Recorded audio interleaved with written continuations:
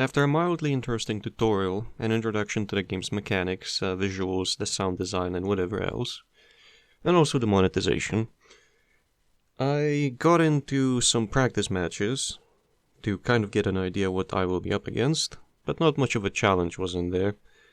And then I got into PvP and was utterly disappointed, and I don't want to play the game again. Although I maybe will play the PvE content.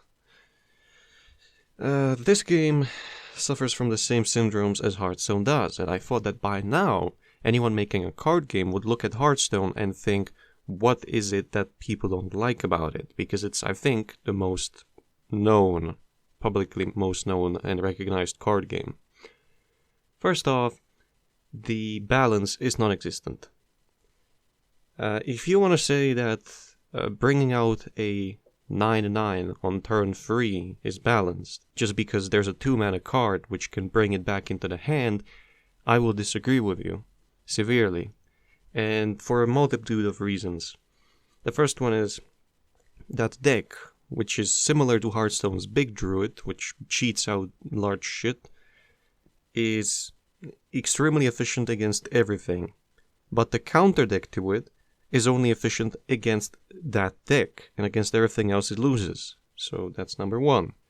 One deck is too good, and the counter to it is too bad, unless you get matched up against what it counters. Next up is, I don't think it would be that hard to actually balance. So I'm wondering if I have some sort of attunement for balancing things, or if just others are, if they don't see how it could be balanced. Because if I look at the card like Blood Altar, which you pay health, you sacrifice something on the board, and then you summon something from your graveyard. So if you're following me so far, you kind of know what I'm getting at. They only make their deck consist of big things, and these artifacts, which, like the Amulet of Blood, and then they summon small garbage and discard their big things into the graveyard, and then they bring them from the graveyard to the board. So I think it would be very simple to balance, but the fact that it's not balanced makes me not want to play, because there's a number of other things that are wrong with the game, but this one stands the most out to me. How could it be balanced? Well, very simple. Make it so that it can only bring out from your graveyard a thing that has a cost equal to or less than your current maximum mana. That way it's still powerful in the late game, but in the early game it cannot be cheated, and the deck actually has to have some effort put into it. Because I'm pretty sure if you put someone who doesn't know anything about the game, like me, and you gave him that deck, I could learn it within like 2-3 matches, and then not have to pay attention to the game whatsoever, and do random things, and just fuck around and still win. Unless I would be against the counter.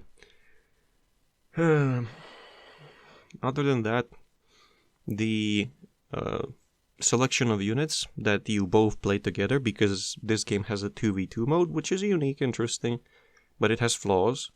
First off, you can't zoom in on your co-player's hand like you can zoom in on yours. So when I was trying to figure out as a new player, what does my co-player have, my ally, I couldn't fucking read because the text is too small, and I couldn't, look at the other cards because I couldn't browse through them or peruse them. Other than that, the cards that you both play into the play area can be controlled by either of the players, unlike in the tutorial, where they can only be controlled by whoever played them, which is, I think, something I would prefer. And other than that, it's like, it has interesting art, it has interesting mechanics and whatever. I do have a match which it went fine. It was me as a new player with someone as a new player versus 2 new players, one of which left, but it demonstrated at least early game how it's a back and forth. But then when I got into, I played 2 matches, or I think 3 matches against people that were somewhere around my number of collected cards and whatever, and then I played 3 matches against the abusive, I have no other word for it than retards. It's like, sure, yeah, you want to abuse something that's OP in a game, whatever. The game already has few enough players as is, and if you want to bring in others, I would reckon you would want to use something that's not blatantly overpowered, but I guess the short-sightedness of a human strikes again, more so of a card game player. Oh, I'll use anything OP just to win. I don't care about the consequences. Well, fine, whatever. You're not gonna have anyone to play against eventually. But I digress. The difference that was in there was so crazy. And it wasn't just like top 1%, even though I think 1% probably isn't even like a quarter of a person here. I think the game doesn't have that many players, but anyway. It wasn't just 1%. I then encountered way lower ranks, which are playing the same deck. And that's because it has everything you need for it available from the start. That's fine by me, but then balance it. As I said, make it so that it can't be cheesed out early on, so that others have a chance to at least play against it. So... Oh, and the other thing I remembered is, by default, your hand is hidden to your ally. Why? If I weren't paying attention to the fact that there's a small symbol below the or to the side of the portrait, my portrait to my character, I wouldn't know that it's hidden. Why not make it visible to the ally by default? I think that would be sensible. So that's about it for this game. As I said, I might play the PvE, but I don't want to play any more of this game. I got the promo code, I got some currency, I got some stuff, but no. This is like Eternal. Alright? Eternal is another card game. I like this one's core gameplay, because the most frustrating way for a card game to be designed, in my opinion, is to make it so that things cannot directly attack each other. They can only go for each other's face. Right? You play minions, they cannot attack enemies on minions, only his face.